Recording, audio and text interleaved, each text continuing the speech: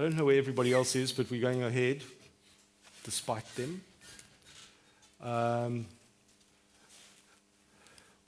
It gives me great pleasure to welcome our speakers tonight. We have Mr. Anand Grover, Mr. Ethan Nailman, or Dr. Ethan Nailman, and Neil Woods, Mr. Neil Woods at the end there. They all come from very different backgrounds, and we'll hear a bit about that as we go forward this evening. I've been asked by Dr. Roger Mayer to make it more policy-driven. Come on, what must we do? And we will do that. But we're going to start with talking to Mr. Grover. And you're a lawyer, essentially. Why are you involved in drugs? You're a commissioner of the Global Commission. Tell us a little bit about who you are and why you do what you do, because surely it's not a popular choice. Sean, I became a lawyer because I wanted to work with the people. I'm actually a left-wing lawyer, so I'm inclined to actually support people's movement. And I was telling you in the bus, and I must tell you that I became involved in HIV first in 1987, long time ago. So that's nearly 30 years ago. And because of my background on human rights and biochemistry, which I read in England, I became involved with HIV.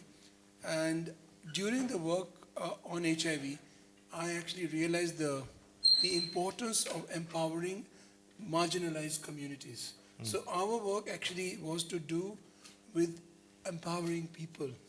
Unless you actually talk to people, empower them with education, and understand from their experience what the issues are, you can't go forward. And in that context, not only about access to treatment, where we work with the Treatment Action Campaign here, Section 27 here, but also on drug use, and actually trying to understand why the law on drug use in India is the way it is. And I'll just give you very briefly.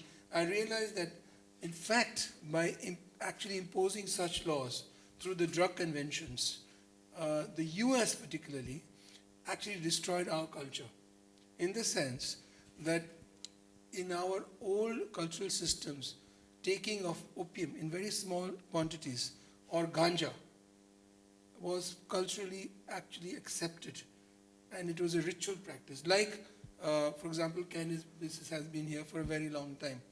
But as you know, alcohol is a drug, tobacco is a drug, but that's not criminal. But cannabis, which has more medical benefits, is criminalized. So I try to understand. The same thing that happened in terms of anti-sodomy laws. When the British came to India, they saw a different culture where transgender people actually held very exalted positions. They just couldn't understand it. And it was the other type of culture which they just destroyed. And as a result, we had what is known as 377 of the Indian Penal Code, which is replicated all over the Commonwealth. And we are still fighting it. They've given it up. Like they've given up criminalization of marijuana in the US. The US led the war on drugs and has actually put so many people in jail. People have died. But they've left the shores of criminalization for profit now. And we are dealing with the after effects and aftershocks of that. So for me, it was a legal issue. So in fact, during the course of my work in HIV, we also found that in India, on a repeat drug offense involving what are known as commercial quantities, you would be given mandatory death penalty. And we challenged that. And that challenge resulted into changing the mandatory into discretionary. That is still a subject matter of appeal. Similarly, in terms of quantities, if you have small quantities in your possession, then you will be given very small imprisonment, like 6 months. But if they are commercial quantities, no bail, 10 years, and it could be 20 years. And quantities are actually counted on the basis of not the pure drug content, but if it is a mixture, then the whole of it. Suppose I actually mix 1 gram of opium with 1 liter of water, the whole of it will be taken into account, which has resulted in no bail and because of commercial quantity, and actually imprisonment for 10 years the minimum. So the inequality that is actually within the system, because it's poor people and the marginalized who are actually caught in the system.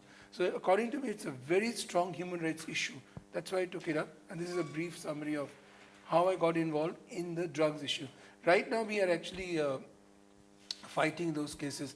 Only yesterday, I finished a case, a constitutional case, because we, like in South Africa, have a right to privacy, which is fundamental.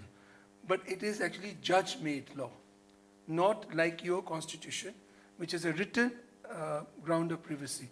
So the government is now, with digital technology, wants to identify everybody, give them identity cards, so surveillance will increase. And when that was challenged, they said there's no right to privacy. So they raised the question. And one of the lawyers said, how can you countenance privacy in the sense if a person in a home actually takes drugs, that should not be protected by privacy. Unlike your judgment recently given in the High Court of this Cape Province, Western Cape, Western right? Cape. Very good judgment, where they have actually held privacy to protect the use of drugs in the context of privacy. So this is a very important issue, the constitutional issue of what you can do with yourself, what you do with your body, what you do in your mind, in the privacy of your own home. If you can have pornography, for example, which is protected, even in India, why can't you take drugs in private? A fundamental question arises, why should we criminalize drug use at all? And in my opinion, because you criminalize drug use, you're sending so many people into jail. You're actually having deleterious consequences on health. So many people are dying because of that. So I think it's a very important human rights issue which has to be taken by lawyers. And last year, I want to just say, I hope there are drug users here also who will be able to converse with the students and lecturers, because until you meet the community, you never understand what the issue is all about. And I can tell you, I always tell everybody, the places of learning are no longer universities. I'm sitting in a university, I must apologize for saying this, but the centers of learning after the HIV epidemic are people's homes, the communities where you actually learn. And unless you interact with them, not by asking questions on a questionnaire, by eating and drinking and talking to them as equal human beings. So I'll stop here because the Indians are very argumentative and they never stop. No, you can hang on to that for the moment. Okay. Thank you. Yeah, I think we're going to have competition for the microphone this evening, perhaps. Raquel, you've come from a country where you actually helped formulate some of the laws which led to the legal regulation of cannabis. Tell us a bit about that process, because that must be quite different from, you've got one legal argument here. You're a doctor, you're a medical doctor, and there are a lot of medical doctors, and in South Africa at the moment we've got this court going on, and we've got Doctors for Life fighting every step of the way, saying you can't do this, you can't have OST, opioid substitution therapy, methadone shouldn't be allowed, we shouldn't be allowed cannabis, and they're fighting, they're obstructing this court case going on. You as a doctor, what have you got to say about that, and what did you do in Uruguay? Well, it's very interesting because, everywhere, everybody's asking me, but listen, you're a mom, you're a physician, you're a doctor, and you also don't use cannabis. Why you want to legalize? Because I am a doctor, because I am a mom, and because I don't use. This is not a domestic policy. It's a public policy. It's not for my religion or my party or it's not for a community, it's for all the country, or I prefer all the world. But actually, the process was pretty long, People understand that from one day to the other, Mujica said, let's legalize. It's not true. I've been working in this since 87. When I graduated, I was going to be an oncologist and helping my friend that was professor of toxicology to run the first survey at the school of drug use. She asked me, waiting for your post-degree courses, help me with this. I realized that I fell in love with the first week when I started seeing people arriving to the emergency and they were not treated as any other patients. They were rejected, abused, abandoned. And that was sort of feelings a little complicated because I was angry, but inspired. And so I decided this day, it was the third day after graduating, that was what I was going to do. And since I started working at the university, but unfortunately, years later, I decided to quit because they were not allowing me to do what common sense, ethic issues in medicine, and symptoms and signs that physicians have to learn to be interpreted differently. They were not allowing the patients couldn't be at the waiting room and things like that. They are going, to make some problems. So I quit the university and I started running an NGO for 18 years. And after that, people from the university was coming. What's just what you were saying? The knowledge wasn't built at the university, at the academy. Unfortunately, when I studied medicine, this subject wasn't taught. So I used what I knew for any other clinical condition: empathy to understand the suffering, ethical issues and common sense to define the approach, and some clinical issues we have to deal with. Since the very beginning, as a toxicologist, I realized that most of the effects and the problems the drug users were having, at the time we talk about drug users, now I prefer to talk about people or persons who use drugs,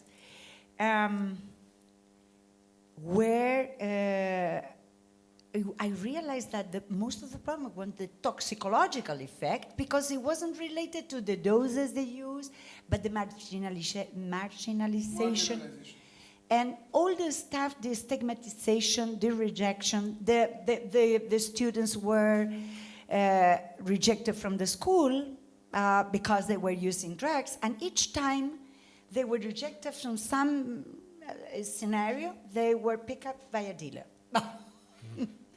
And the social exclusion was, the times and that, worse and worsening and worsening. So I start to discuss with the politicians and health ministry and why we are doing this, and emergency rooms, and developing some methodologies, some programs that were trying to focus on the real health issues and not in social and moral issues.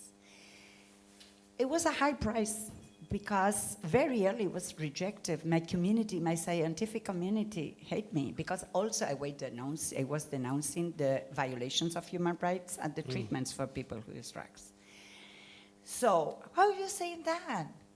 We are colleagues. No, we are not colleagues. You are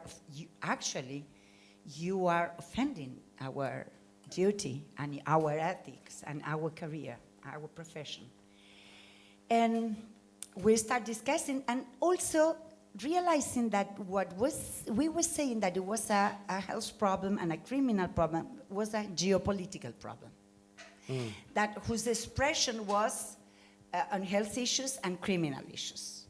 So I learned how to read these situations. When in 1998 the conventions declared the precursors for the producer countries that they were going to be also controlled for those countries, I say, it's easy. They are going to come to refine the cocaine in countries that are users, not producers.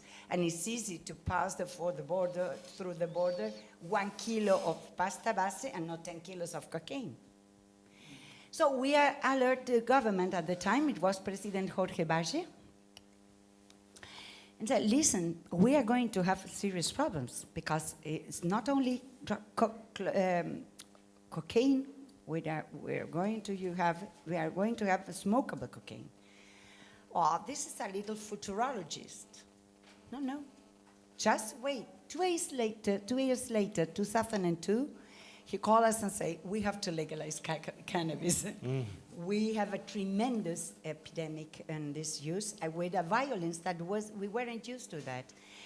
When I talk around that, we were astonished and putting much pressure at the government because we have 40 robberies a day. People laugh, obviously, but for us it was unbearable. So, but he wasn't listened, even for people that now are at the Global Commission. He asked, and he talked with Lagos, with all they were the presidents at the time. But nobody, and his party didn't support as well.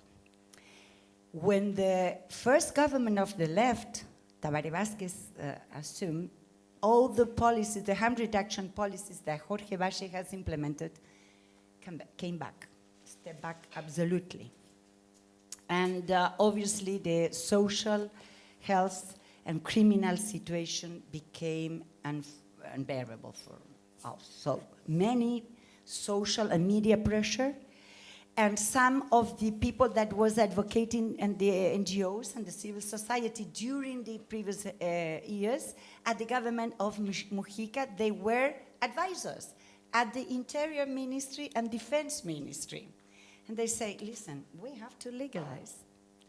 And this was why Mujica decided to legalize. The first project, the first bill he wrote was rejected by the parliament because it was technically really awful, believe me. I thought, we have been paying the salary of a senator for 5 years and he doesn't know how to do a law. What's that?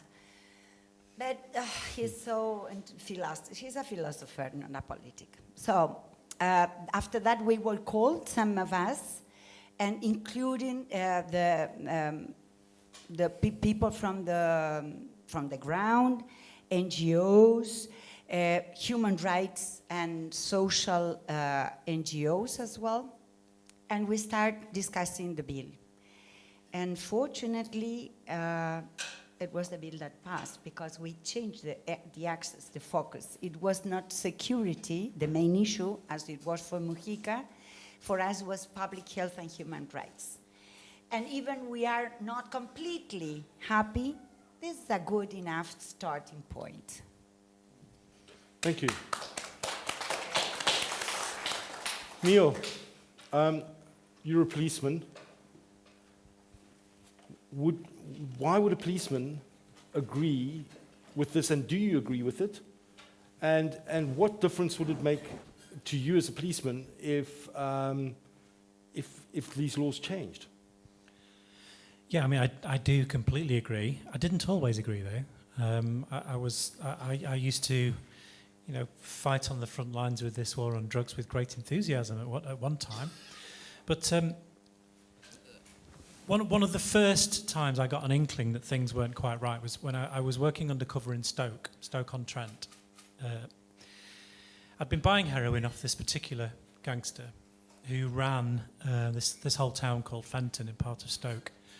And I thought he was very happy with me. I've been buying weights, I've been buying more and more heroin. I think I was going to buy a teenth this day, 1.75 grams of heroin.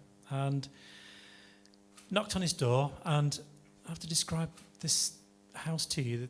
Stoke is like an old industrial city.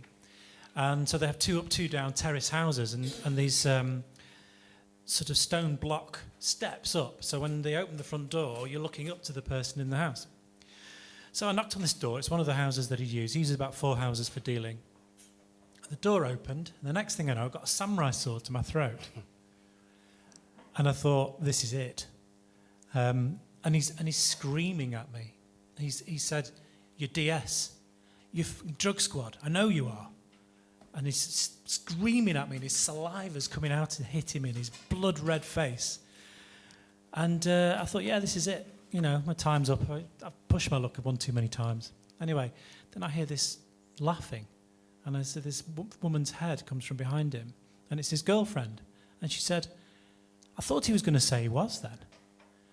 And they were just winding me up. It's just a practical joke. But, I mean, maybe he just wanted to try out his new sword.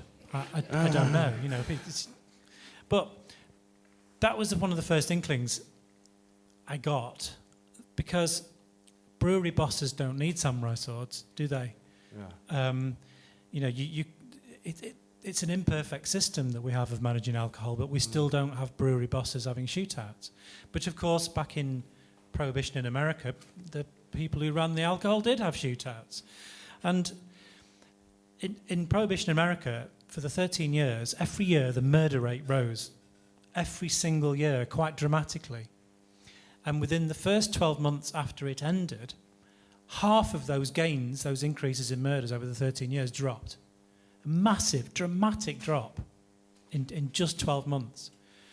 When Nixon declared the war on drugs at the beginning of the 1970s, 12 months before he made that declaration, the murder detection rate, that is how many murders were solved in the United States, was 85%. Wow. Within 3 or 4 years after his declaration, that had dropped to 65% and has never climbed back. Never. And this over a period of time in which we've had lots of forensic developments. We've had DNA and increased technology with fingerprinting, all of those kind of things that should have kept it high. And it's never climbed. So from a policing perspective, although it took me many, many years after the samurai sword incident to actually realise that policing drugs just makes the streets and communities much more violent, that's one example. So you asked what difference it would make to me as policing. Well, it would make the streets a lot safer if we regulated drugs. Okay, thank you, Neil. Ethan. Sean. The conventions, all right?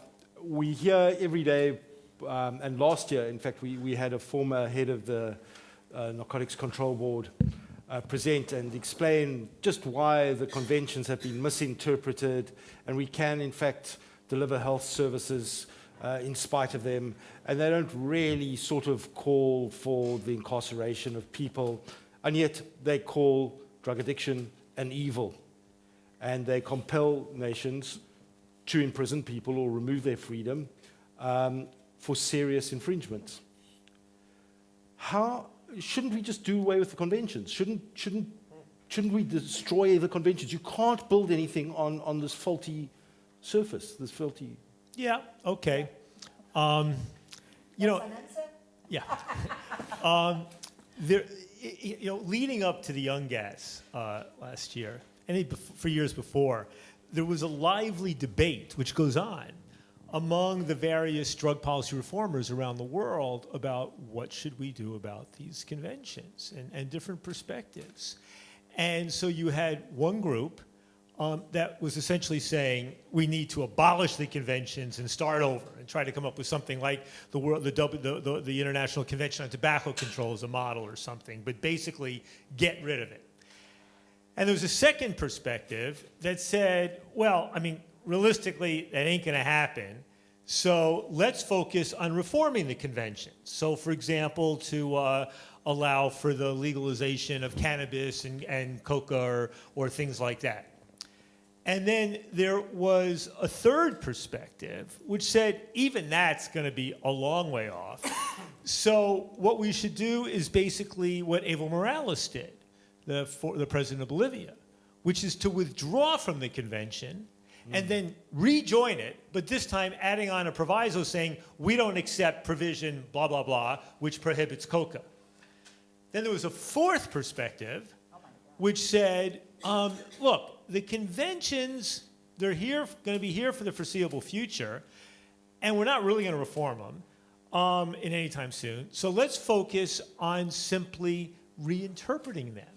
Let's interpret them in the most flexible possible way, and they actually allow for decriminalization worldwide, and they do this and they do that, and if you can change the International Narcotics Control Board, the UN agency, which sees itself as the interpreter conventions, that will go a long way. And then there's a fifth perspective, which basically says, what convention, right? And to some extent, that was the one of Raquel's president, Mujica, who gets a nasty letter from the head of this International Narcotics Control Board that Uruguay is in violation, and who drops the letter in the garbage, right? Because actually, this International Narcotics Control Board, INCB, has no power. They have no teeth. My perspective is move forward on all 5 perspectives at the same time. Because the creative tension between them exists and is useful. But the fact of the matter is we need a long-term vision that basically talks about eliminating the conventions and something new. We need to accept the fact that before we ever get there, we're going to have to reform the conventions, right? And what Evo Morales did, a few other governments might actually do that perspective. And, you know, and quite frankly, even the Obama administration at the end, they were basically saying, hey, you know, these conventions, look, as long as you don't talk about getting rid of the conventions, we're backing off, and now we no longer have a homogeneous, rigid interpretation. We're ready for flexible interpretation of this thing. So I think that all 5 should be moving forward simultaneously, and that it makes no sense to say don't do all these intermediate or lesser options because we can only do. It's like saying don't legalize cannabis until we can legalize all drugs. It just makes no sense to me. And that, quite frankly, the incremental approach is the way that most things work in most nations, apart from revolutionary situations. And that when you're dealing with international conventions and international institutions, there is no revolutionary. So we have no choice but to pursue these multiple approaches. Thank you.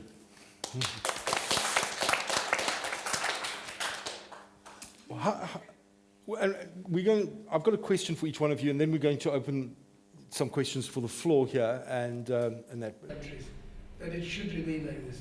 So you need political will, and unfortunately we don't have a system like in the US. You can't have a referendum. So ultimately you have to actually try to advocate with politicians to change it. We had a problem earlier, I don't know if you know, not about drugs, but gold smuggling was a big issue, and that's in Goldfinger, James Bond. You know, most of the gold is smuggled into India, because Indians want gold for some silly reason. Anyway, it's an investment, but I don't know why they want to hold gold. But anyway, because of that, there was a Gold Control Act. And who benefited from that? The big criminals. Gold Control Act was abolished, and there's no criminals in it now. So if in order to avoid criminals, the underworld, you have to legalize. So how do you do it depends on what happens in each society. Who has a vested interest, etc., etc. So it's not, the enemy is across the board, as it were, vertically and horizontally. But then you have to be able to understand who will do the change. And it's not easy to say that for each state. But what Ethan actually described as a prescription is different for every state. And you need to build up traction through advocacy, like we did in HIV for a long time. But I don't want to go on for a long time because the others haven't said a word, so let them. I would like to add to that this, when they asked me for which model would you recommend for my country, we are very trendy now, so it's the only country that has legalized at the national level. So I will say there are no ideal laws and no ideal models. Each country following some guidelines that perhaps some of them you have been discussing, have to be considered and also take into account their own culture. But one thing that I always insist all the countries is not because the drugs should be good for something that should be legalized. Because now there is a strong tendency to say, no, can be safe, we have to legalize. It's not because it's for health issues, in the sense of using of a safe substances. Arsenic is legal. Though it's because it has to be regulated. It's because it's safer to be regulated that the states are not bad mafias. It hasn't to be a perfect substance to be legal. So I have no problem to say that all drugs should be legal. Because legalizing is not liberalizing, is controlling. I like the slogan of Transform, getting drugs under control.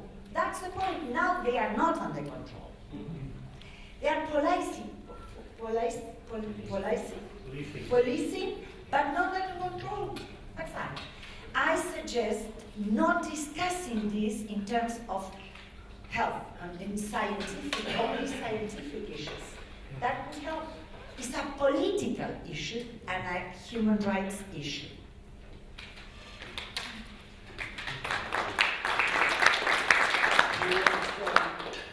Yes, one question. Hi, Annie Crickler. I'm a student here at UCT. Finally,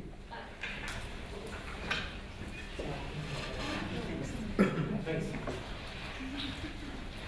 Hi, Anine Crickler. I'm a PhD student and researcher here at UCT. So I've got a question for Ethan, but also for all of you, because I'm quite interested in disagreements that you might have on this, and it's based on your previous couple of answers, which is if the court cases in South Africa win, and let's say the Constitutional Court decides eventually, yes, cannabis and only cannabis needs to be legalized in South Africa, and let's say, just imagine that there's the political will to see this through, and Parliament comes to you and says, okay, what model should we adopt? What would your advice be, given that South Africa isn't the UK, we don't have the regulatory capacity or the enforcement capacity that you would have, just what would you say to them if they came to you?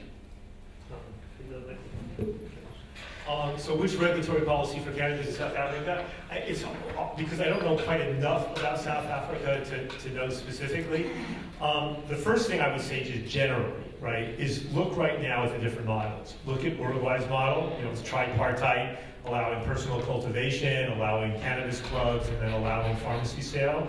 Look at what the Canadians are about to implement next year, where they've given a lot of thought to this, and where it may vary a bit from province with a national overlay. Look at the different states, and right now the United States, and right now California is essentially the new gold standard for how to do this, not just because it learned from the other experiences in Oregon, Colorado, Washington, but also because it incorporated more in the way of social justice provisions.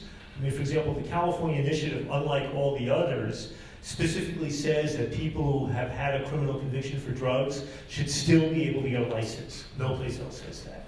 They say that young people cannot be sent to jail or prison for a cannabis offense, and that their records need to be cleared once they hit a certain age, right? It says that up to 5% of all the tax revenue needs to go specifically to those communities that were harmed by the war on drugs, right? So California's got a lot of very good things in addition to the sorts of regulatory protections.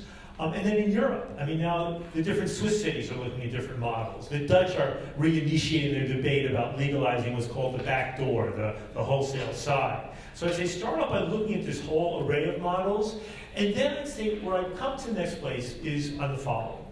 That I think that this tripartite model in Uruguay is a pretty good place to start. The notion that anybody should be allowed to grow up to 4 or 6 plants, that seems important. It seems important just in case the government screws things up, which they oftentimes do, so that people always have the right to do it. It's important because people prefer to grow their own sometimes. So I think that has to be a sort of universal principle, that any adult individual can essentially grow a certain number of plants. The co-op model, which came out of Spain, and which now the club, cannabis clubs model, seems to me that's a relatively innocuous model as well, where you allow 10 or 25 or 50 or 100 people to get together, where one person can be assigned to grow for everybody, and then people get 1% or 2% and they chip in. I think there's not much harm in that model existing as well, and I think Uruguay was right to do it. Spain is doing pretty well. There's ways in which gangsters can take advantage of it, but it's a pretty good model. The third point I'd say is the point that Neil was making, which is that it's not just the UK and advanced countries which know how to have food and drug protection. You in South Africa actually have food and drug protection, and there's some, it works fairly effectively here compared to even some other countries. So there's no reason that you shouldn't have the government involved in ensuring that anything that's being sold over the counter is actually meeting certain conditions. I remember meeting a grower in California who I said, well, aren't, so many of the growers are opposing legalization because they're afraid it's going to put them out of business, which it might. And he said, I'm still in favor. Why? He said, I got to tell you something. I'm pretty conscientious, and I care about the fertilizers and the ways I grow my plants, but most of the guys I know growing around me, they don't give a damn. And the crap they're putting in there when they grow these plants, the stuff that, and especially when they're growing for medical purposes, that they're still using, the wrong chemicals and all this stuff, You know, no. So I think there are elements of legal regulation that can work even in a place with a less developed regulatory structure than here. I think the toughest issue, one of my colleagues is about to go off to, I think, the Eastern Township tomorrow to meet with some of the traditional growers of Baja, right? And you have that issue about what do you do?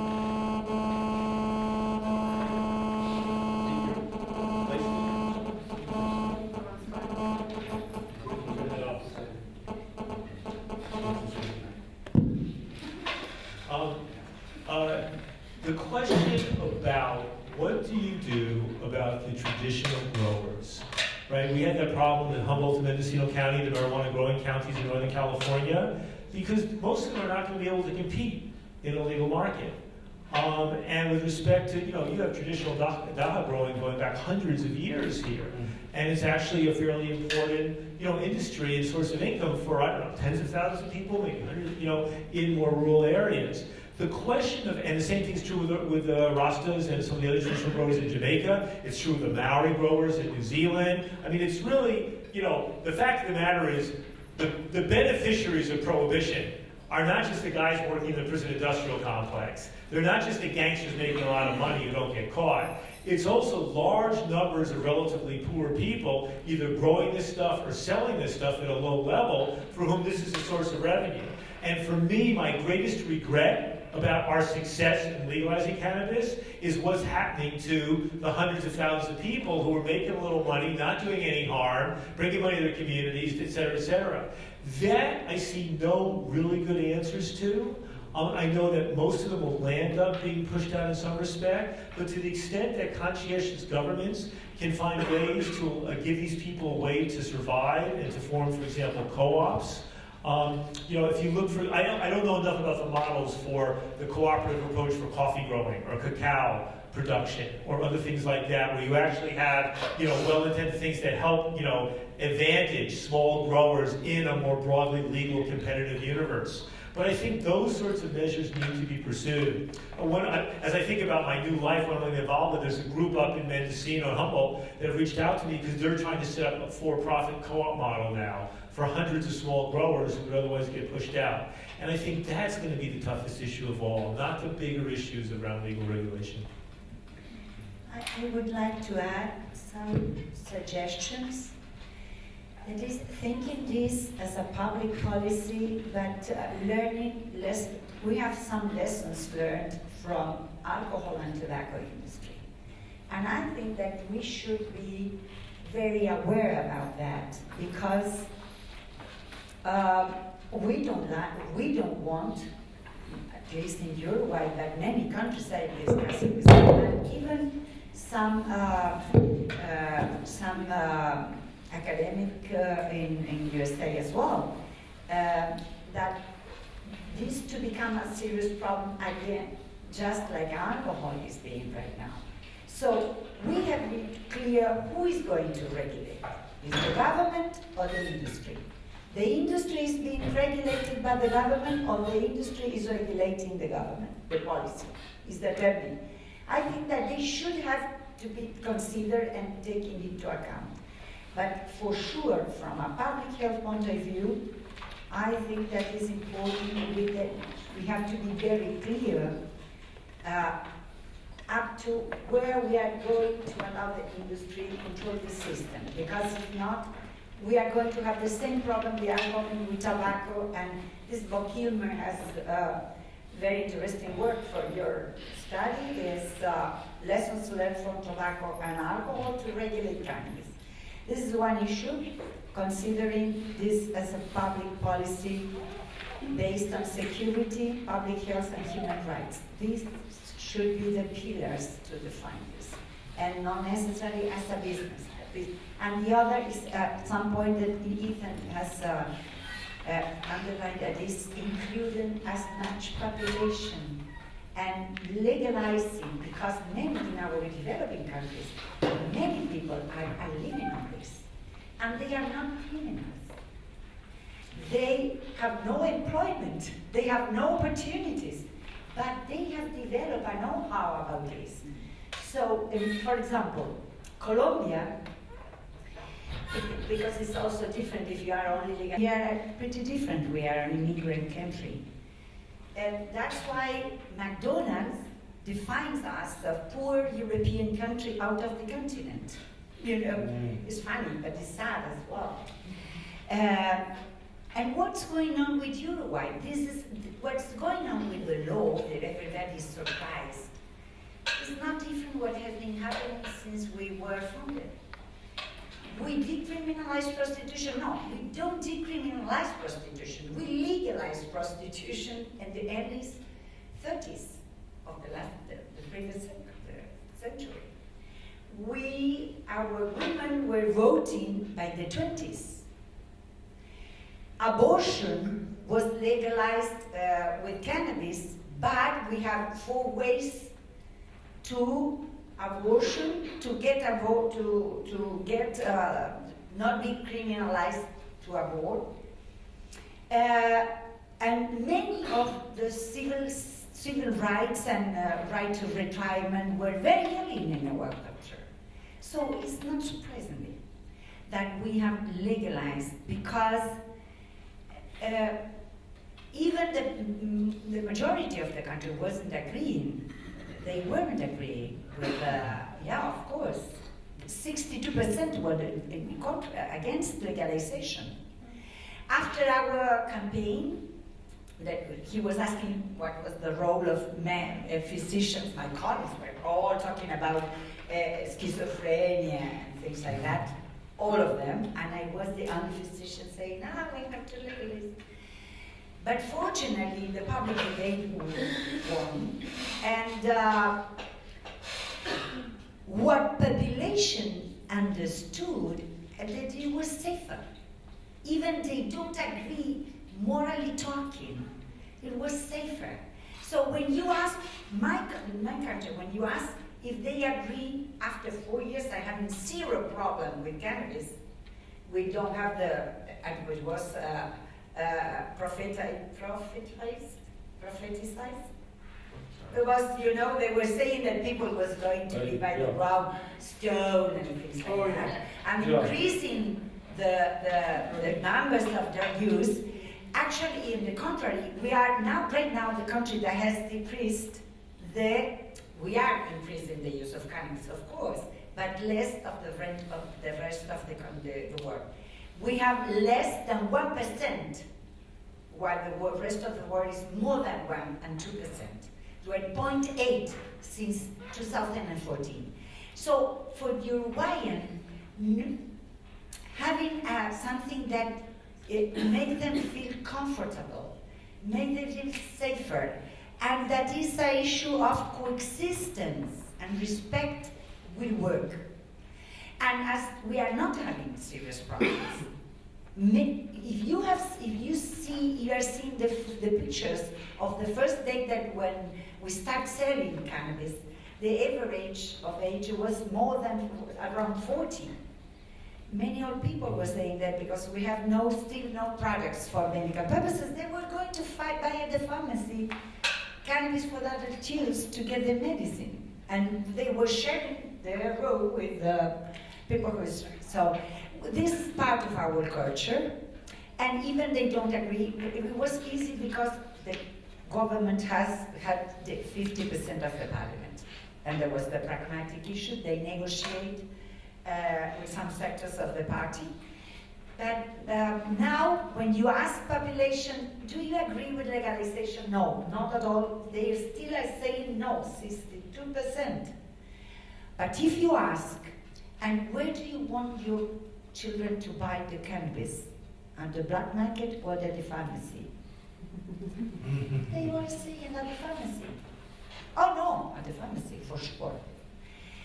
Because they understood during our campaign that there was a question of protecting population and separating the markets. And it's working, The first assessments said that in the cannabis for sales, the retail sales just started last month. But Cannabis clubs and self-cultivation have been running for the last 3 years. And in the regions when we have cannabis clubs and self-cultivation, drug abuse has decreased. Same by the interior industry. Less dealers for cocaine, for base, but also for cannabis. Even we haven't yet retail sales. So probably it will work, and this is very important for Uruguayan opinion, is to be cool, to be safe, to be a pacific coexistence. Thank you. Good question. It is, in my opinion, the responsibility of the state to reduce the harms and the risks of drug taking as much as possible. And that can only be achieved with carefully considered and strict regulation. I'd make the point that in the UK, less than 1% of teenagers can buy alcohol because photographic identification works as a regulatory model. It's very simple and it works. Over 50% of teenagers in my country have easy access to cannabis, and in some inner city areas it's as high as 90%.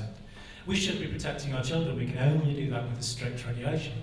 But as for the drugs as a whole, you know, we are brilliant at regulation in the UK. Many countries are. We look after our foodstuffs. We have to know exactly what's in there. We have careful labelling.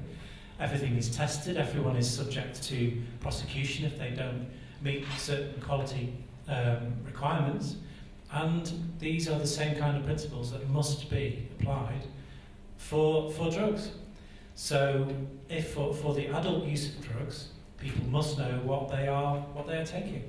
As for policing involvement, well, the police should be there just to keep the peace and to ensure that any licensed establishment, like we do for alcohol, we have pubs and we have off licenses, and we make sure that they're only allowed to sell it within the particular time and who to. And you know, it's not difficult policing alcohol, not really. You have your times and people stick to those times, and very, very rarely someone breaks the rules and they get prosecuted. And it's all very simple and it's all very civilised. So I see a very simple responsibility for the state when we regulate drugs. Hey, Roger, on your question about my organization, Drug Policy Alliance, was my organization until I stepped down a few months ago, and our positions on marijuana, cannabis, and the other drugs. And it basically comes down to a few things. The first one was that as a matter of principle, right, and policy, our view is the following: that all drugs, the possession and personal consumption of all drugs, should be no longer criminalized. Basically, the Portugal model, or even a little step further, right? And that's just a matter of principle and of good public policy, right? That the principle, as some of you heard me say before, is that essentially there's no legitimate basis for punishing people or discriminating against or amongst people based upon what we put in our bodies if we don't hurt anybody else, whether that is alcohol or heroin or methamphetamine or peyote or cannabis or whatever, right? And so the second thing, as a matter of principle and policy, is that if we take as a given that people have a right to possess and consume drugs for their own personal use, then the obligation of the state should be to find ways to accommodate that right, to allow some right of access in the ways which most advance and least endanger the broader public health and society, right? And those risks, I think, are going to vary depending upon the substance and the way in which they're being sold, right? Sometimes people ask me, how would you define drug policy reform? And I can say, I can define it in one sentence, long sentence, but one sentence, which is that the objective of drug policy reform is to reduce the role of criminalization and the criminal justice system in drug control policy as much as possible while advancing public safety and health. So if you envision a continuum from the most draconian policies here to the most kind of free market libertarian ones over here, it's to move things down the spectrum, reducing the role of criminalization and the criminal justice system in drug control as much as possible while still advancing public safety and health. And stopping short at the point at which going any further would actually risk significant increases in drug addiction and drug abuse. I'm not obviously a libertarian.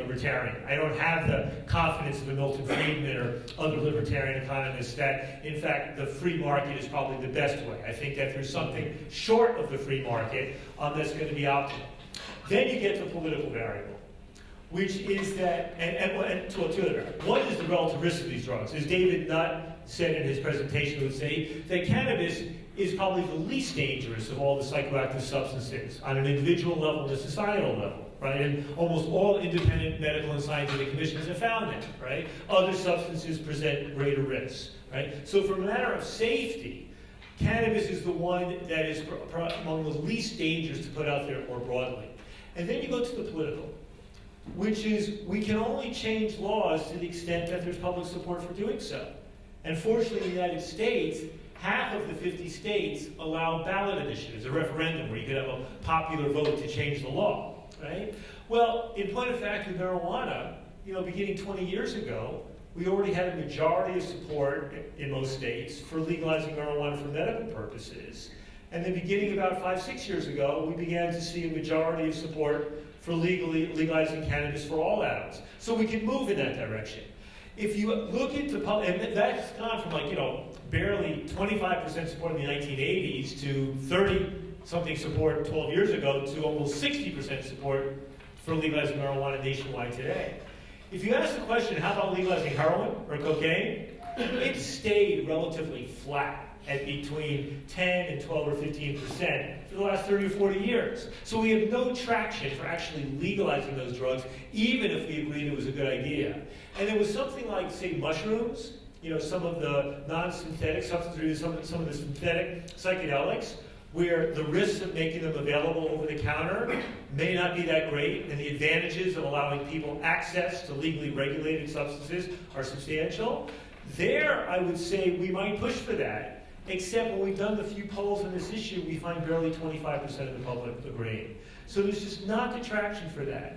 Right before I stepped out from the organization, I secured a grant so that we could move forward with the idea of trying to allow for the legal availability of pharmaceutical heroin in clinics for people who have been addicted for a long time to illicit heroin.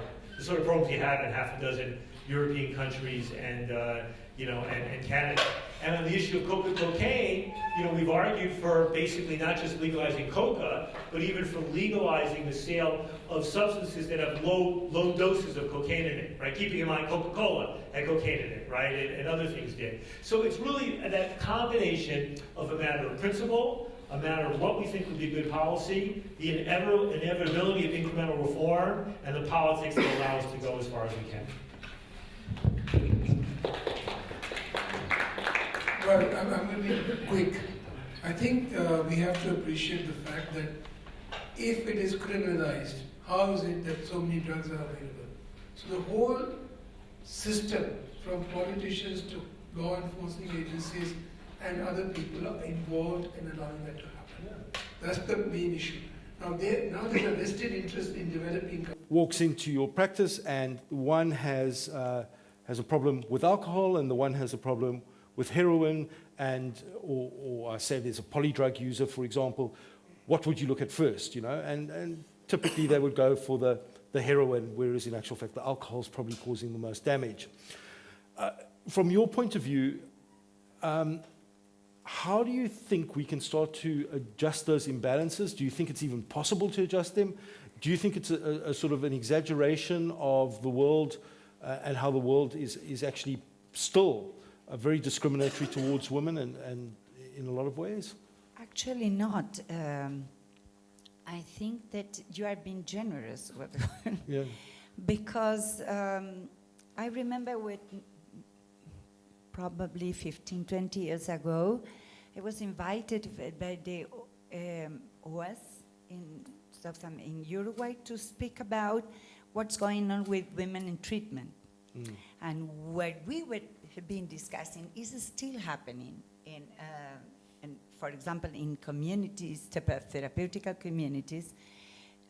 When something goes wrong, the woman is double criminalized. Yeah. And there is a woman that is rejected and fired from the treatment. And also the speech, the social discourse is stigmatizing double women, or more than double, because you are a mom, you're a mother. How can you? And so this is also reinforcing the damage that is for all the people who use drugs in women, and even worse. Why? Because they know if they go to ask for help, they are going first to be punished, and they will have to pay with dignity the access to treatment. And so bearing really manipulation, making them feel guilty because they are women. So that's why in the government of the Presidente Valle, when we were developing harm reduction strategies, different ones, I developed one that is with responsibility, without guilty. That it was a program to be developed as education on drugs and all drugs. When I say all drugs, I am talking about alcohol and tobacco as well.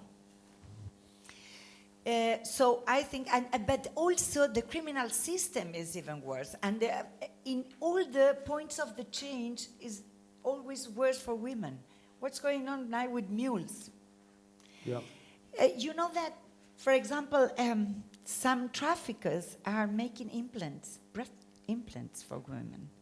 And they are having surgery one day, and the following day, when they arrive to Madrid, they are again having surgery to take the cannabis from the cocaine from the implants. And this is crazy. And, but also after if they fail, they have to pay for that with their lives or whatever, you know? And more women are being used as mules. Yep. This is an increasing problem. So it doesn't matter which point of the change you are looking at. It always for women is worse than for men, as in any other field of the life.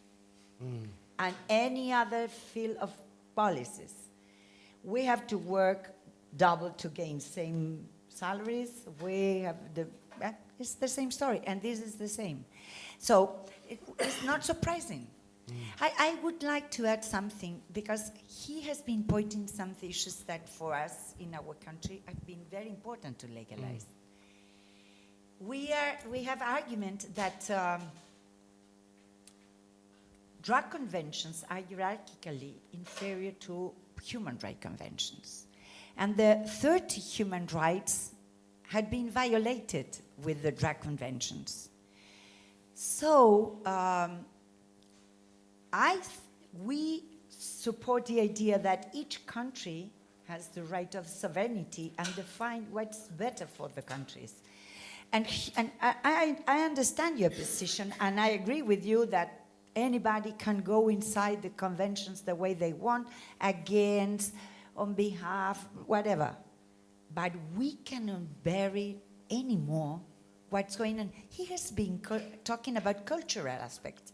Culture has been violated.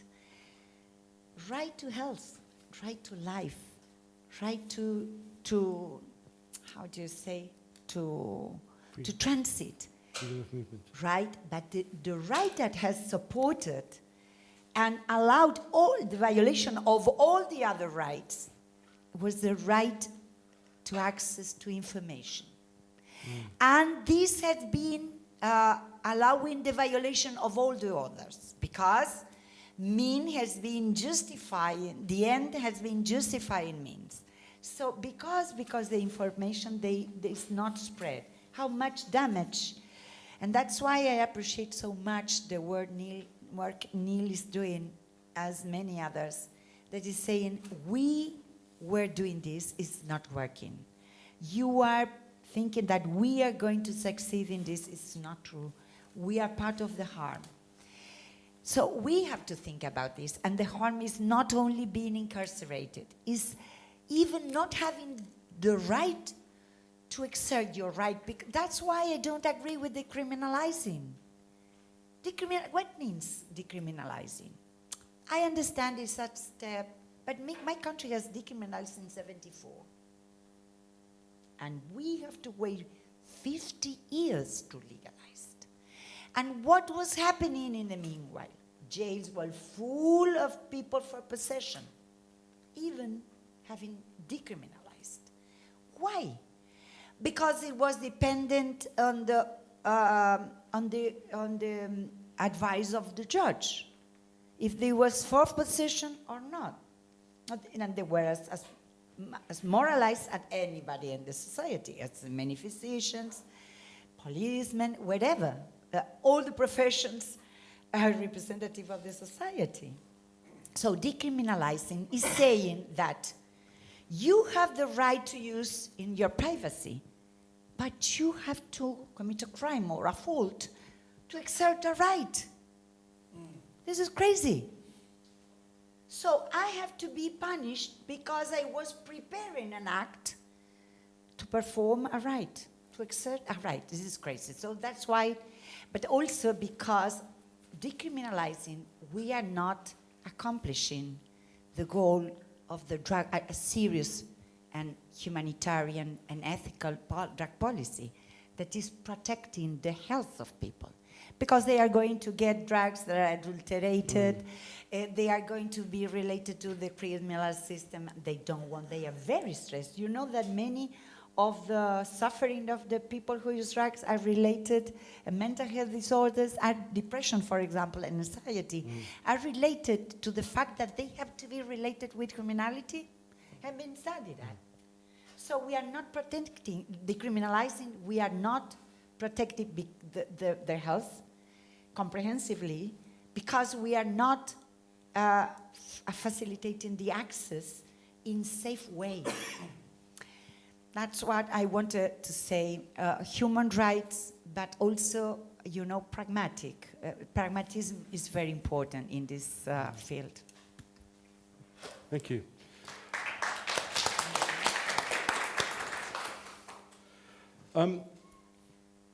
Neil, I actually don't have a question for you right at this stage, so maybe what we should do is take a couple of questions from the audience and let's see who wants to know what. But I'm going to give Roger the chance first, okay, and then I'm going to come back to him after 5 questions because he's been saying he wants some good pragmatic questions. Oh, okay, then you can go once. One for each of the members of the panel. First for Raquel. When we think of South America, we think of right-wing repressive regimes. We think of a very right-wing type of continent. So my question to you is, what are the features of Uruguayan culture and the Uruguayan community that has given birth to these very liberal laws related to legalization of Uruguay? What is so unique about Uruguay that we can all perhaps try and imitate and emulate that has in this bigger right-wing repressive type of continent that has allowed for these very liberal laws that have recently passed? So I'm curious to know what it is about Uruguay that distinguishes you from the other countries.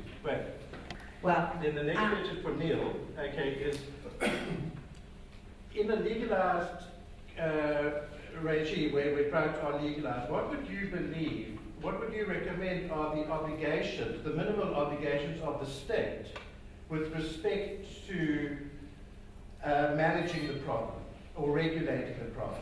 Or should it just be complete free for all? You know, what are the obligations of the state with respect to policing or regulating or controlling in a legalized society, state with respect to drug use? And then for Ethan, I wonder, you guys, the drug policy alliance has been very big on cannabis legalization and has achieved amazing successes over the years. But the question I would ask you is, well, what are the grounds that you distinguish between, or do you distinguish between cannabis legalization and other drug legalization? Because often we'll hear people say, yeah, okay, cannabis, we can live with that. But the hard drugs, no man, that's like dangerous shit, we need to avoid that. So, is there grounds to distinguish between the various drugs? And then the fourth question is a difficult one to you, Anand, is if I may, okay. In fighting the war on drugs, okay, when responding to the war on drugs, we have to identify who is the enemy, okay? And if you look at who is the enemy, those of us who want to fight against the war on drugs, okay, it's people with all the vested interests. Basically, those people who have a vested interest in retaining a state of prohibition. So really the enemy in those of us who wanted to respond to the war on drugs are the politicians who get their mileage from their anti-drug statements.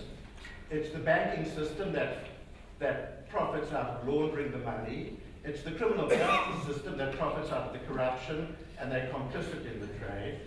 It's the prison system in the States where they make money out of incarceration. And the most important group that has got the biggest vested interest in keeping the thing prohibited is the drug industry itself. Because if it was legalized, the commodity would lose all its value. So how do we take those people on? Because those are the people that really are the people that have the vested interest in keeping the status, in keeping a prohibitive state. How do we take those guys on? Because that's a heavy-duty enemy to take on. So those are the questions that have been on my mind over the last couple of days. Okay, so let's try and get through those questions before 1:30 so we can have a couple of other questions as well. So, no, I appreciate your questions. They're good questions. Briefly. First, we are a little different in Latin America because we have no indigenous population. It had been decimated during the colonization. So, but my question is, in South Africa, and you appear to have studied some of the judgments here, you know, the Western Cape one to some degree, or you read them quickly before arriving in South Africa, but you've got a good understanding of the process, certainly. How do you think this thing should be fought? Should it be incremental on, cannabis first, the next one next? Or is there an argument to say, you know what, it's plain unconstitutional to prevent people from using drugs in the privacy of their own home, and let's just go for the whole lot, and let's take it to the Constitutional Court and fight it there? How would you go about it? Well, I think there are two approaches in that sense. And I agree with Ethan that you have to simultaneously work on all approaches. I would agree with that. But in terms of Parliament, there is one approach. Because Parliament has the ability to, it's a democratic institution. Parliament can actually have a holistic view of it. And until you change the mindset of people and therefore parliamentarians, you won't be able to change a whole scale kind of all drugs to be legalized. Possession, we're talking about possession and consumption, basically. But in terms of court, because it is always initiated by an individual or a group of representatives, it would be incremental.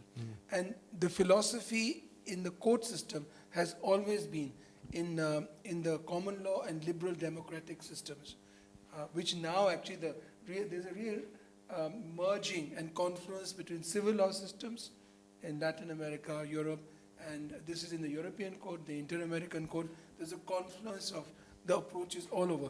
But it's all incremental in the court system. So that the earlier decision, I mean, I was fascinated by the fact that all the cases have been taken up by this particular person called Prince. And Prince 1, Prince 2, Prince 3. And he was a Rastafari. And the first case was about whether as a religion, as a person who actually practices religion, where cannabis use is central to the religion, whether that would be permitted. And the decisions are fascinating, and it was a 5-4 split in the Constitutional Court. But the decision is fascinating to read. And if you have, is this a law school? Yes. Oh, wow, okay. So I'm talking to budding lawyers. Not all of them, no. No. Some of them. But anyway, even if you're not a lawyer, it's very interesting the historical reasons and how the courts look at it, because that's the constitutional value. And really, the minority in the Prince 2 case talks about how do you actually adopt accommodation mechanisms to allow Rastafaris to be able to practice their religion, which actually utilizes cannabis. It's very fascinating. And these things are becoming very, very important in an era with tolerance is disappearing. Not only in the US, in my country too. And all over Europe. It's just becoming like that. But the last judgment of the Western Cape Court is very good because it talks of privacy, the right of a person in the private home to be able to use it. So I think these are fascinating things, but they also have repercussions in terms of societal values. Can I do what I am entitled to do in the privacy of my own home? Watch pornography? Can I actually have used drugs? Now, I was just arguing a privacy case in the Indian Supreme Court, and one lawyer actually said, if privacy is to be taken as a value system where you can do even drugs, then that can't be accepted. Can you believe this argument? So I think these things have to be dialogued. They have to be engaged in terms of conversation within the whole community. People who use drugs, people who don't, they must talk to each other. And I think these kind of meetings are very, very important, and we should actually talk. And the fundamental question is, why should people not be allowed to use drugs? So I think these questions should be simultaneously raised. Like, okay, I want to use cannabis. Cannabis is a soft drug, that's acceptable. We go for legalizing of marijuana or cannabis. But you keep on raising the fundamental question, why can't I do what I want to do? Why alcohol and why tobacco and why not cannabis? Or why, in my country, for example, when the conventions became law, Parliament debated it, and our, not that time, but he became a foreign minister then in the state of Rajasthan. He opposed the incorporation of laws because he said, in my state, as a matter of custom, people, instead of giving tea, they give a very small pellet, I will use the phrase, or a pill of heroin, Afim it's called. And that's normal. And they were really upset why this was being criminalized. I mean, I'm talking about mainstream politicians. So actually over a period of time, like coca in Latin America, our systems of recreational use of drugs have just been destroyed. So I think those fundamental questions are coming back. Why alcohol and tobacco, and why not opium, heroin, or cannabis? The same thing that happened, because when the colonizers came, they had the cultural value system, which was, and that's changed. I mean, today England is the first country to legalize homosexual relations in 60s. But when they went to India and they saw all these men dressed as castrated, dressed up as women, for them it was an anathema. How can you have this kind of thing? It's not Christian, That was the thinking. And that is why you had anti-sodomy laws imposed. That is why you had actually drugs.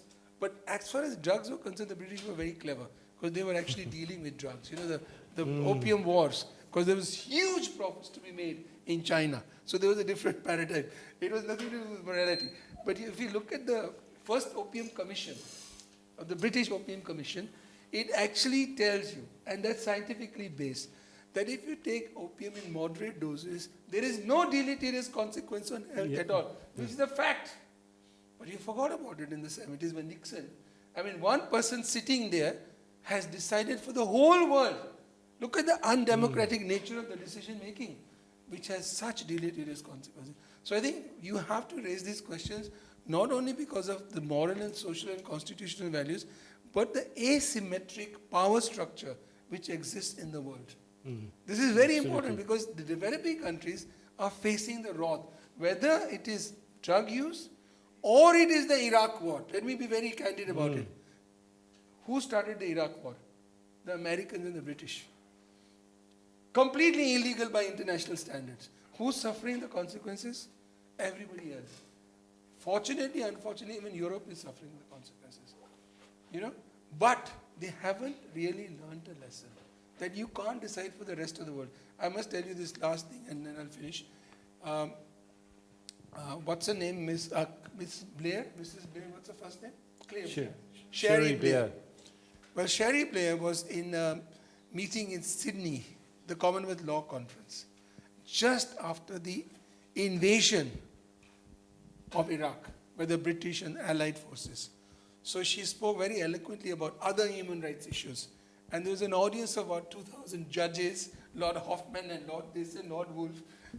And everybody was, quietly listening, very respectfully. So then there was a time for questioning. So I stood up and I said, Miss Blair, thank you for a wonderful speech. I want you to answer a very simple question. And a yes and no would do. Yes or no would do. Please tell me whether in your considered legal opinion, was the war in Iraq, the invasion of Iraq, legal or illegal? You know what? She didn't speak for 1 minute. And I said, you've answered the question. But these are important questions about asymmetry of power, how the world is driven. It's not only about drug use, remember that. It is about power structures and who decides value systems in our society. We are able to converse with each other because we believe in democracy. We believe that what you say is important. We believe in the dignity of the other person. We believe that what you say, I would listen because I respect you as an individual. But those guys, they don't. They don't believe that you have any rights. How can Tony Blair lie and get away with it? I mean, this has to be spoken openly. It cannot be forgotten. Otherwise, it will happen again, again, and again. So, like you're in the US, the banking system, how they actually bail them out. This is the inequity of the system. The free trade agreements, which are actually ruining whole societies. So I'm saying to you, because I've worked on all these issues, let's not work in silos. When you raise the question of drugs, raise the question of power structures also. Because even the free trade agreements will impact on this. Yep. Don't forget it. So like palliative care, one of the most important things in the drug scene today is the actual impact of drugs, injecting drug use on hepatitis C. It's 4 times seroprevalence, 4 times than HIV. Yep. There is no protocol for treatment in terms of a policy. Though we have a drug which completely cures hepatitis C, sofosbuvir, declaratasvir, but it's patented. And the cost in the US, how much is it now? $97,000. Yes. I mean, it's actually criminally. It's a criminal act to charge a person $1,000 a pill when you can save life. Are we talking about that? That's to do with patents. That is to do. So I think these things allow you to raise so many questions, and you must raise them. Don't just talk about only one, because we are looking at things in silos. The other side doesn't do that. They're looking at profits. They're looking at the whole thing. They're thinking about 20 years hence, 30 years hence. So I think we should mount a response which is very holistic, long-term, and involves the rights of people. Thank you. Thank you.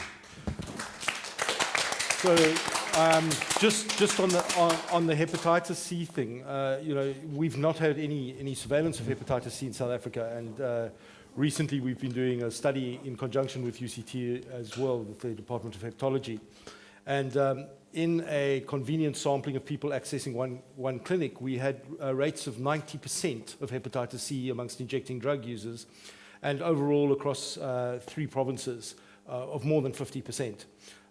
Which is quite frightening. And the access to treatment is the next problem that we've got. And you know how that is But you know, problematic. South Africa is lucky because, and I must tell you this, and I'm going to speak about it in this speech, Gilead actually is not an inventor of sofosbuvir. Yes. They bought the drug company, and there's a dispute going on between Merck and Gilead. And despite that, they are enforcing the patent. So Yes. I know because I'm fighting that patent.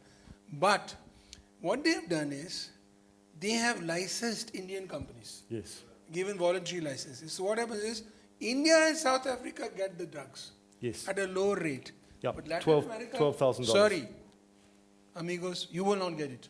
Yeah. Because Gilead says you should not get it because they must make profit out of you. Eastern Europe, Ukraine, no way, we want money. At the expense of people who are dying, you are making profit. Is it anything different from people who make money out of war? No. And we must raise these questions because our people are being affected. They are going to die if they don't have access to their drugs. Why should we not raise those questions? So I'm saying there are hosts of questions. Yes. Yeah.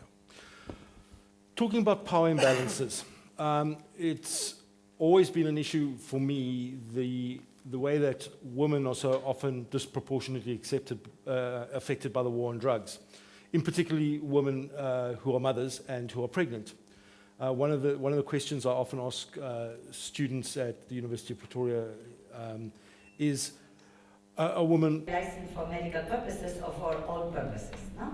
But Colombia has included in the law that 10% of the products that the licenses are going to use should be bought from small and medium growers. So they are going to transfer knowledge to quality control for them that they're going to be included in the legalization. And the other issue I think is important is to consider that it's very important the quality control. It doesn't matter what the industry is saying. Because what we are seeing is that many times, even with medical cannabis, people is getting intoxicated not by cannabis but adulterants, because there is not what quality control. It doesn't matter if it's pretty safe substance. Finally, for medical cannabis, this should be included in the insurance. This is only one country that's mandated to be included in the health insurance, public and private. And they are having problems because the private insurance doesn't want to include it. Till they will see how the cost of reuse with cannabis. That is in Germany. Germany is mandatory to be included in the insurance, medical products should be covered. And I say that if we don't do that, we are not really, this will not be, how to say, in a social justice system. Because people who has money, and this is what's going on in my country, is getting better products than people who don't. And they are going still to the black market because they cannot afford the high quality kind of medical cannabis. I just want to add something on this, if I may. Please do. You know, I think we are looking at it from the past. Okay? I'll tell you why. The new type of agriculture is industrialized. Please appreciate this. There is no way industry is not going to take over this. I agree. That has been going on for a very long time. But today, this is happening in tobacco also. In our country, the lobby in tobacco is sitting with the government. They actually decide the policies. No governments decide policies anymore. Even the US doesn't decide international trade policies anymore. The US government, the US trade representative, is the spokesperson for the corporates. They decide everything. And for them, where profit is to be made, they will be included in the free trade agreements. So this thing that we want, the cooperatives, when you have cooperatives and you buy from them, you're subsidizing them. Now, agricultural subsidy in Europe is a huge issue in the free trade agreements. How long we'll be able to do this, which I actually support, is a big question. Yeah. Very big question. And now please remember, if you enter into a free trade agreement and you don't perform, then you are likely to be taken to an investor-state dispute body, and billions of dollars will have to be paid. So we are in a different world. First is how industry has into agriculture. This industrial farming. First it's with meat, then it's with agricultural products like vegetables, things like that. Industry is taking over that, and they are deciding.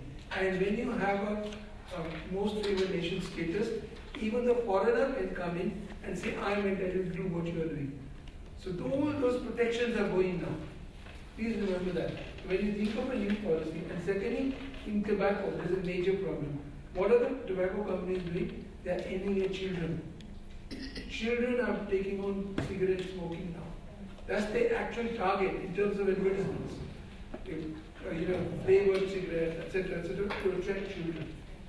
So there's a major problem on that. We have to think how things through properly. And in fact, this was the exact discussion we were having the other evening, because I've spoken to a lot of sex workers, for example, and the sex workers in South Africa are not in favor of legalization or legal regulation. They're very much in favor of decriminalization, but not legal regulation, because that brings a host of problems with it and controls. And there's a lot of concern in my mind, in fact I'm talking about it on Saturday, is if we rush into legal regulation, we're in fact going to get a legal monopoly from certain sectors of industry, and without also having a clear definition between medical cannabis and adult use cannabis. Thank you for that term again. We've got a serious problem, and we've got a model in the South African situation. I see your question. I'll come to you now. And it didn't work out perfectly there, but the taxi industry, where we had illegal taxis previously, had to be consulted when we move towards a legitimate system. And in the same way, we're going to have to consult some of the most vilified people in our communities, who are the drug dealers, the people who are transporting it, and the people who are growing it at the moment. Because if they are not looked after in this, we are going to have a problem with something else, I would imagine. And these are complex issues, so I'm glad you brought up the... Well, I'll just say one point. Taxi is a very good example. Who's now actually monopolizing it? Uber. Exactly. Very good example. I don't want to go into details, but it's a very good example. Your question up at the back there, let me get the microphone to you quickly. I think I'll be louder. No, we've got a Recording machine. recording. Sorry. So in terms of the move, in terms of legalization as opposed to decriminalization, so if we legalize it and we bring into place all these legal statutory controls of different levels, is it not just creating more arbitrary regulations? Because if we talk about, for example, child use, the neurological development of the adult brain only stops at 25 for people at the age of 18. So we're just re-controlling in a way that's more comfortable. Hello. Jim, shall I start with that one? Well, you mentioned the child brain, and well, the way I see it is the need to regulate is a child protection issue, because children have easy access to drugs at the moment, and the only chance of having any kind of control and protection for children is a form of regulation. So I'm not sure if I've misread what you said, but that's the argument for change. I think the thing for me is, why set it at 18 then? Why not set it at 25 or 28? Or, you know, if we're doing it as a protective thing as opposed to a Well, I mean, convenience it's thing. really, one's always, every policy involves trade-offs, right? And to some extent, we're making trade-offs and we're drawing sometimes arbitrary lines on things. So coming from my country, we had the experience of alcohol prohibition for 14 years, and then we have had the experience of alcohol regulation for most of our history. Is alcohol regulation perfect? Does it get taken over by the alcohol companies in some respects? Does it result in, yes, all these problems. But compared to the problems of alcohol prohibition, where you had large problems of crime and violence and corruption and, incarceration and alcohol, many people, 100,000 people being blinded and poisoned and killed by liquor that was more dangerous because it was illegal, and a whole host of other. We're making a trade-off here. And it's the same thing when you're talking about comparing cannabis prohibition with cannabis legalization. In my country right now, still, it's coming down, but there's still well over 500,000 people getting arrested each year, disproportionately young men of color. You still have gangsters involved in this trade, you still have people getting killed, you have no quality control over the product, blah, blah, blah, blah, blah. Legalization, it has some downsides with the industry eventually taking it over, a more aggressive promotion. But quite frankly, in my view, that by and large, the advantages of even a semi-decent legal regulation and the balance is much better than it is in this area. When it comes to the age, in America we raised the drinking age to 21, right? So about 20, 30 years ago. Well, there's some evidence to suggest that reduced drinking and driving fatalities among younger people. Yeah. Right? Now, there's also evidence to suggest that it led to higher rates of fatality and other things, because you had, people overdosing and drinking in their rooms before they went out, and you had people driving longer distance and all this sort of stuff. But I think some of these are sort of empirical questions that you get a sense on, and the question about whether or not the drinking age should be 21 or 19 or 18 or 16 or not exist at all, some of that's going to be driven by culture. Some of that's going to be driven by evidence about what are the better or worse policies. But I think, you sort of shoot for a optimal or point, and then try to work from there. And hopefully it's driven by culture, good culture, and by epidemiological evidence rather than by knee-jerk, stupid-ass sentiments. But is that not You know- kind of a moral compass to a thing, if we're driving it by culture? There's lots of Well, there's always going to be a moral dimension. The question is, what elements of morality and moral judgment are you bringing to it, right? If you look at prohibition, that's been driven to some extent by fairly primitive moralisms that involve taking away people's rights. When you're talking about a more generic public health approach of trying to come up with a reasoned judgment and balancing of interests, which is what some of the more sophisticated societies in Europe are doing, I think that seems like a better way of drawing moral judgments. I always say the worst regulating model is better than the best prohibitionist model. Because there are so many issues that, and we have the reality. We are seeing what's going on with even very good, pretended very good models, prohibitionist models, but we are paying all the consequences. I had only from a public health point of view. So we don't know what they are putting in their bodies, are full of contamination, and so obviously they are imperfect models. It's impossible, but for nothing. That's for nothing. But believe me, the worst regulating model, and could be improved by assessment. Our law obliges the government to monitorize and assess the law each 6 months, and once a year send a report to the Congress. Why? Because we probably have to learn about this and to make adjustments. That's the point. But regarding adolescents, they are going to use, but our system is not punishing parents that are allowing their kids to use cannabis at home because they are producing. From your door to inside, that is your domestic policy. And what you do, this was the privacy, the right to your privacy, and find what you're going to do to your kids. They cannot buy it. But if you want to educate them, and the way I have done with my children, I don't use cannabis, but I knew that they were going to use it or to try to. So I prefer be me, to show them how was the plan, how the way you use it, when, for what, which potency, depending on the situation, if it was weekend or Monday. So, yeah. But you cannot talk about that with your kids if it is illegal, because parents feel guilty and you have to talk about it. I was telling him an anecdote, it's interesting. I have 2 boys. One is already a physician.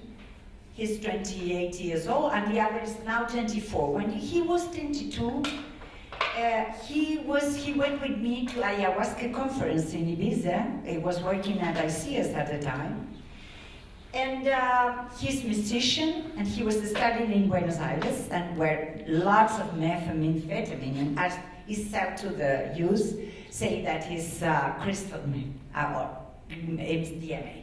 So I told him, listen, I know probably your colleagues are using, and most of them are using ketamine and methamphetamine. But please, Argentina is a serious problem. It's not the best way if you want to try MDMA. I will tell you which MDMA. Okay.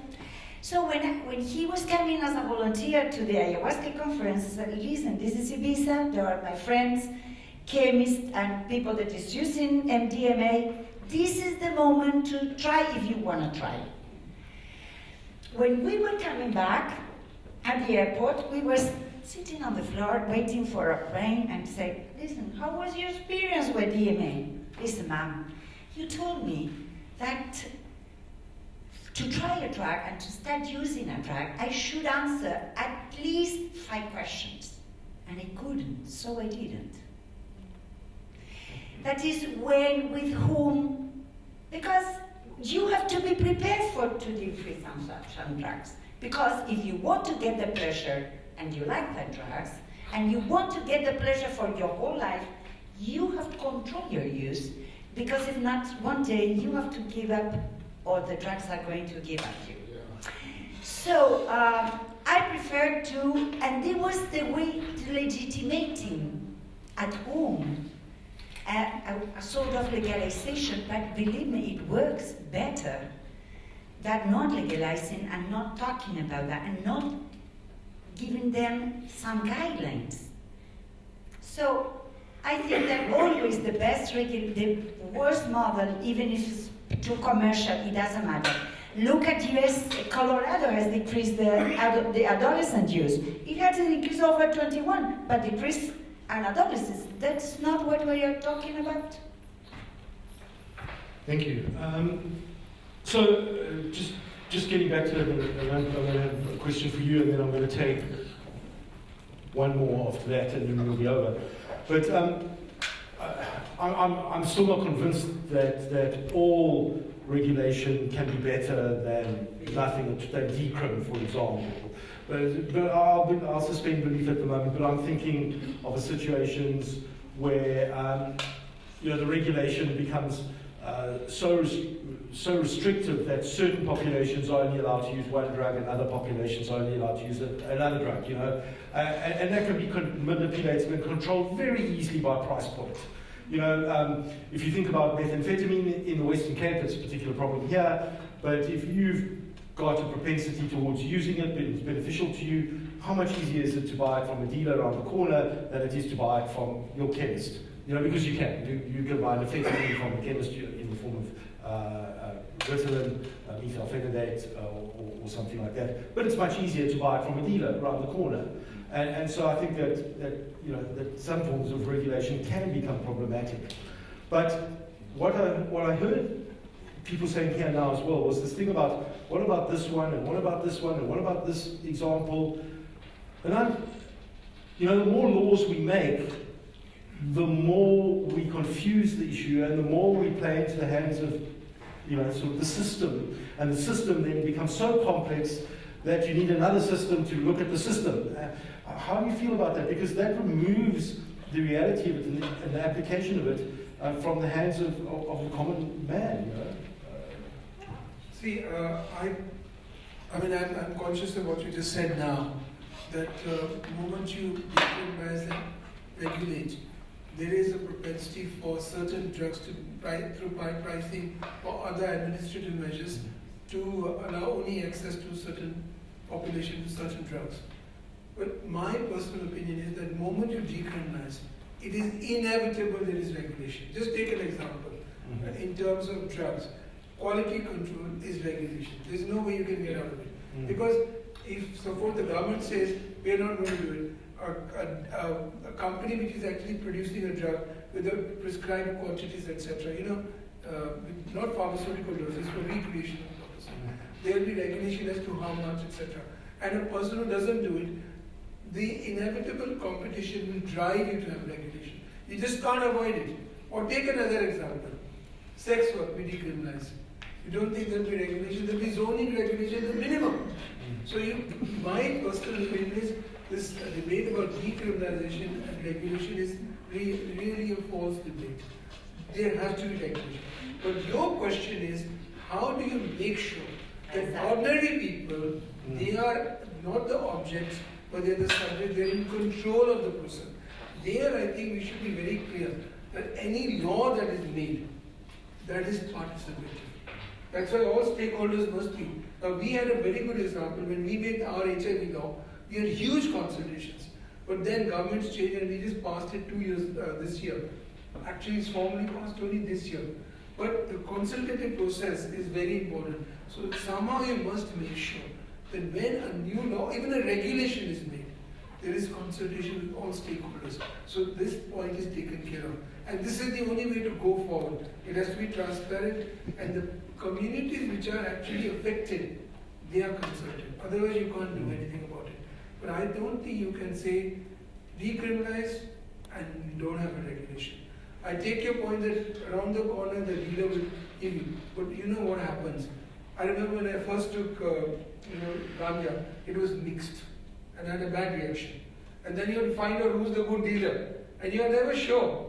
In fact, Israelis, after their prescription, after 3 years, they come to India and they've taken over a place in one of the states in India, because the best marijuana is from there. And now access to that to other people has become very difficult. So it's unregulated market. Muscle counts. So you need to regulate it, which is transparent. So these are difficult problems, but we have to be able to solve them. I totally agree with him, and this is a pragmatic point of view, but it was still going to happen with or without us. But there is another issue. When people are saying, it's not comfortable to be regulated, what's that? Because actually, we have to also,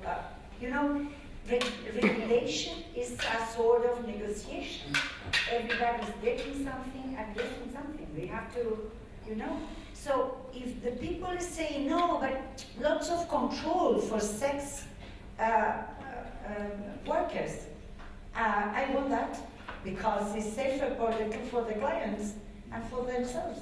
If the controls are for health, are you using condom, are you testing? What's the problem? So what I say is I understand, and as we are coming from illegality, you have to learn new rules of coexistence.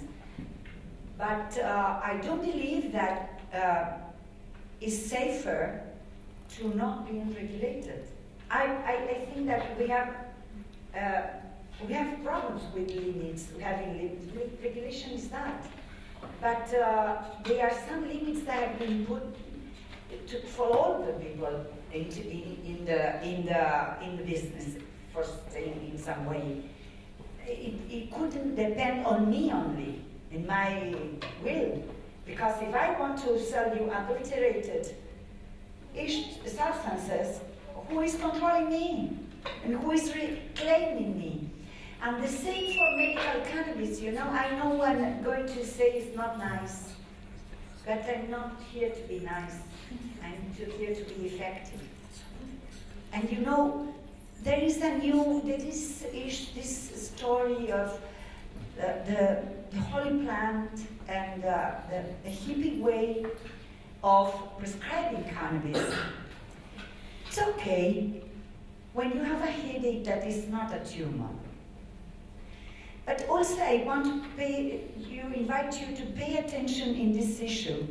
When you legitimate this way of prescribing that is not a prescription, when the grower is saying to you, take two drops of this at night at 2 in the morning, of what? I don't know, because he sent me 2 drops. No label, no. This is stealing from people that is ill, and many times with serious diseases, the last right they have is to claim for side effects, when you as a physician are not doing the things well. And these people, it's not true that they are not having many times very serious side effects, because I put the pieces together after. So be careful with the idea, idealistic idea, let's only horizontal regulation. Once it is assumed that the culture is perfect, but in the meanwhile, we need common rules. That's my point of view. My question is, as a colored South African person, how do I tell my parent or my community that I am here to support and assist or try to rehabilitate the drug users by either we growing the dacha in the yard, or I'm giving them a needle to be safe in harm reduction. I can see my mother, my granny, or the whole community half killing me. Let me answer. And then I'll say something, because this is a problem I've faced many times. Cultural changes. You know, I feel that you're afraid of raising the issue. I'm being polite, okay? I have had this problem in the HIV scenario, where mothers used to come to me. I used to, much more people than, many more people than those are present here. We used to have talks with college students, then we brought in their mothers. They used to ask these questions. Why are you teaching sex education? Why are you teaching needle syringe exchange, etc.? And after you have a dialogue, and they understand that you're trying to save lives, they will be bigger supporters than you can imagine. Don't be afraid. I'll give you another example. I'll just give you a lot of anecdotes which actually will strengthen. I actually started drinking alcohol at the age of 17.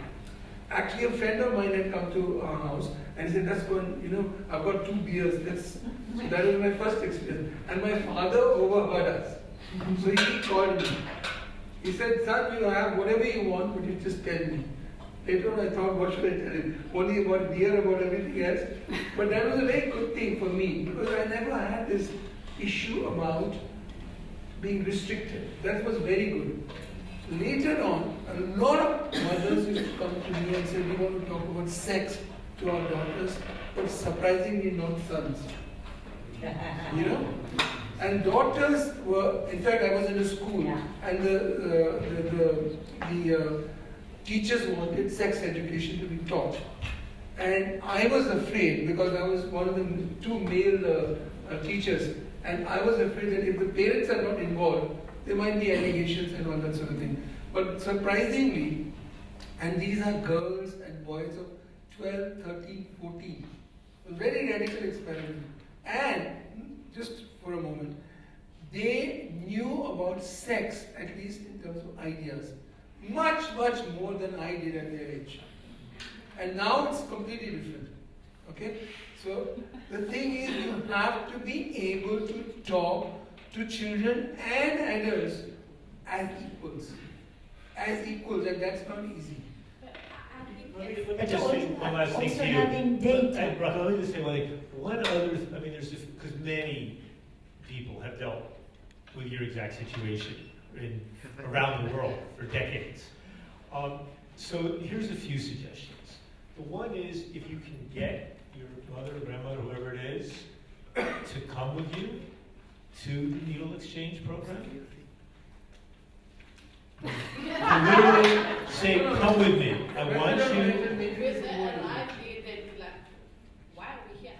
Yeah, but I have to tell you, I've had the experience of people who had all of the negative that you could possibly imagine, and they go and they say, just come. You'll see with your own eyes. Just come. And then just, yeah. For them more as in their communities, because they are, I gave this example in our earlier group, which was because we are family-orientated people, we have to start with this type of program with our children that are in preschool, then to primary school, and then continue it up the ladder. Because when the grandchild comes back from school and sits on Granny's lap, and Gran asks, how was your day? Then you explain your whole needle syringe process to the Gran. Then she gets motivated and, okay, now I'm going with my grandchild. That's how the process of learning actually happens here, instead of from the top down. It happens from the bottom up. Yeah. Because when they're sitting with their granny, she will be like, no, Gran, it's not like this. This is how we do it. So you're actually making a very good example, because in Shoshone what they're doing is they're actually working with the grandmothers and taking the grandmothers out and the way they started there, and Nelson was the guy doing some of this, is they take them and they show them before and after photos of guys who've done nothing more but access needle and syringe programs. They take them to the staff, and often people assume that the staff have stopped using drugs, but they haven't. All they've done is change their relationship with the drugs. But I hear your situation because in the Western Cape in particular, and we deal a lot with the nursing staff, and you're trying to teach nursing staff not to be stigmatizing, and yet these are the same people who stole their bloody taps off the outside, and how they managed to get those hot water cylinders out for the tick, I don't know. You know? And we know that. We know that. The only way to really do it is to humanize the people in a different way and to show the improvements that people experience. And so I've been in that exact situation. I ran a center on the boundary between Lavender Hill and Steenberg. And I became the first non-abstinence-based center in the whole of South Africa because nothing else worked. And then as we started getting results, we were allowed to work in the schools and that. And it was a slow process. I think let's take some closing comments. But I do hear you, it is exceptionally difficult. And that's the education process we're going to have to go through in the whole country. The other day, Judy Chang, who's the Executive Director of the International Network of People Who Use Drugs, and Billy Beatty, who's a psychiatrist from Nigeria, and myself were on SAFM, Africa Service. And we were supposed to have an hour-long interview, and about 30 minutes into the interview, the interviewer said, "You people are being irresponsible. This is not right. This is not an African solution. Goodbye." And he cuts us off. I've written to him subsequently, but this is the kind of attitude we do get a lot of the time. And the only way to counter that is through proof and through examples and through disruptors, people who show that people who use drugs don't have to use drugs problematically. The other problem that we would have here in Southern Africa is that they are really cultural. And in their culture, if for example, in some cultures, it's okay for a son to drink alcohol, but it's not okay for him to smoke dagga. He's mad. Well, you know, it becomes now a cultural thing Yes. as well. So now, how are we going to even tell them, oh, we're allowing him to drink, and in their minds now, he's already mad because he's smoking dagga. We're making him more mad. No, so look, we could go on with this the whole evening, but let's face it, Africa has had hundreds of years, centuries of non-problematic cannabis use. We forget that Yes. because of half a generation, you know, and we need to go back to that. And the reason why it was mainly non-problematic because it was done in a cultural context. And drinking in parts of Italy, you start at 11, 12. It's a cultural context. You don't drink to get drunk. You drink because it's part of a social context. Okay. Any closing comments? I think you start from Ethan. Okay, we start from Ethan. The reverse way now. Okay. But we want to be finished by... In 5 minutes. 1 minute each. Yes, 1 minute each. 1 minute each. 1 minute each. Ethan, one. These are restrictions You've of got that stored regulations. somewhere, that soundbite for 1 minute. Those are restrictions of regulations. And it's helping us to finish. You know, my fear, right, is I'm going to come back here in 5 years, and you're going to have more drug arrests, more HIV, more drug addiction, more, here's why we can't change, right? And you're just going to land up doing what so many other countries have done, which is to keep moving forward in the wrong direction, because moving the wrong direction seems like the easier thing to do. And the only way it's really going to change is by, if some of you decide to really say, I want to do something here. What he's doing right here, Sean, by providing initiative to organize these conferences, to bring people internationally, to be an advocate. What I meet people in Cape Town and Pretoria, Johannesburg, who are actually doing programs and getting in people's faces and doing the reading and doing the learning. They are literally doing the Lord's work. They are saving lives, they are enlightening people, and that's You've got more time now. I just want to say, so much about when you look at the countries which have ended up being so much more effective rather than less effective, who started off with the same grandmamas and aunties not listening, and with the same this and the same that. But the fact of the matter is, almost everything you're dealing with here in terms of obstacles has existed and has been overcome in other societies. You have to believe that that's possible and focus on making it happen.